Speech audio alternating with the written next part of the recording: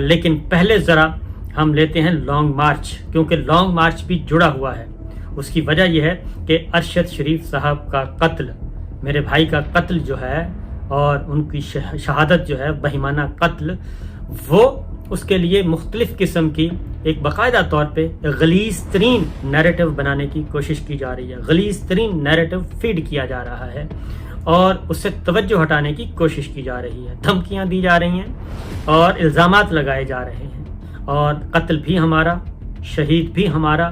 اور اس کے بعد الزامات اور دھمکیاں بھی ہمارے لیے۔ سوشل میڈیا پہ میسیجز دیے جا رہے ہیں، ہماری تصویریں جاری کی جا رہی ہیں کہ اگلی باری آپ کی۔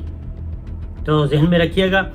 اس کے خلاف ہم آواز اٹھاتے رہیں گے اور اس وقت تک اٹھائیں گے جب تک قاتل اور منصوبہ ساز بے نقاب نہیں ہو جاتے۔ اس کے لیے ہمیں اپنی جان کی کوئی پرواہ نہیں، کیونکہ جان جو ہے وہ آنی جانی ہے، اللہ تعالیٰ عزت سے، شان و شوکت سے اپنے پاس بلائے گا انشاءاللہ،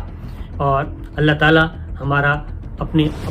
حفظ و امان میں ہمیں رکھے گا اس وقت تک جب تک وہ چاہے گا، اور جب چاہے گا ہمیں اپنے پاس بلا لے گا، اور ہم اللہ تعالیٰ کے پاس جانے کے لیے بالکل تیار ہیں۔ کوئی ذرا سی بھی شرمندگی نہیں ہے، کیونکہ ہم نے نہ حرام کھایا، نہ پاکستان سے غداری کی، نہ اپنے وطن کو دھوکہ دیا، اور نہ ہی اپنی پاک ملک کی سلامتی پہ کوئی سمجھوتا کیا۔ یہ بات آپ نوٹ کر لیں، کیونکہ یہ آپ بہت اچھی طرح جانتے ہیں۔